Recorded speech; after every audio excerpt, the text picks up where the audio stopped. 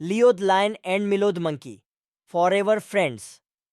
हरे भरे और जीवंत जंगल हेवन के मध्य में दो अविभाज्य मित्र रहते थे, लियो द लायन और मिलो द मंकी। वे एक अप्रत्याशित जोड़ी थे, लेकिन उनकी दोस्ती उनके ऊपर ऊंचे प्राचीन पेड़ों की तरह मजबूत थी। लियो जंगल का राजा था, जो अपने राजसी बाल और अपने सौम्य बुद्धिमान स्वभाव के लिए जाना जाता था। उसकी सुनहरी आंखें दयालुता से चमक रही थीं और उसकी दहाड़ लोरी की तरह सुखदायक थी।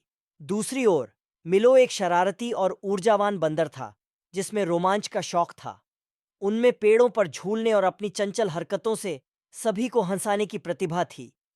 एक धूप भरी सुबह, जब लियो अपने पसंदीदा पेड़ के नीचे आराम कर रहा था, उसने ऊपर पत्तियों में सरसराहट सुनी। मिलो शाखाओं से नीचे झूल गया। उसकी पूंछ एक चंचल रिबन की तरह मुड़ी और खुली हुई थी। अरे लियो, क्या तुम आज खेलना चाहते हो? मिलो ने पूछा। उसकी आंखें उत्साह से चमक रही थीं। लियो ने गर्मजोशी से मुस्कुराते हुए कहा, बेशक मिलो, आज के लिए हमारा साहसिक कार्य क्या है? मिलो कान से कान तक मुस्कुराया। मैंने सोचा कि हम महान नदी का पता लगा सकते हैं। वे कहते हैं कि यह जंगल की सबसे खूबसूरत जगह है। बिना किसी हिचकिचाहट के लियो सहमत हो गया और दोनों दोस्त अपने भव्य साहसिक कार्य पर निकल पड़े। रास्ते में उन्हें विभिन्न प्रकार के जंगल प्राणियों का सामना करना पड़ा, रंगीन तोते से लेकर सुंदर जिराफ तक। लियो और मिलो ने दयालुता और सम्मान के साथ प्रत्येक का स्वागत किया, जिससे उन्हें मिले सभी जानवरों से प्रशंसा और मित्रता प्राप्त हुई।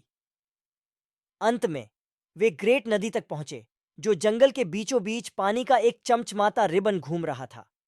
इसके किनारे जीवंत फूलों और विदेशी पौधों से भरे हुए थे, जो रंगों की एक आश्चर्यजनक टेपेस्ट्री बना रहे थे।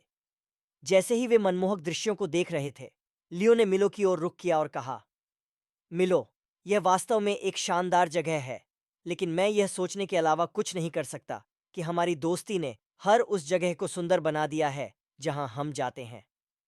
मिलो ने सहमति में सिर हिलाया। आप सही कह रहे हैं, लियो। ये सिर्फ उन जगहों के बारे में नहीं है जहां हम जाते हैं। ये उस प्यार और दयालुता के बारे में है जो हम एक दूसरे के साथ और हर किसी के साथ साझा करते हैं जिससे हम मिलते हैं।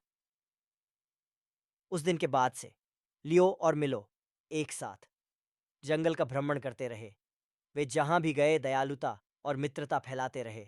उनके साहसिक कार्य उन्हें सबसे ऊंचे वृक्षों की चोटियों, सबसे गहरी गुफाओं और यहां तक कि चांदनी घास के मैदान तक ले गए, जहां उन्होंने तारों से भरे आकाश के नीचे नृत्य किया।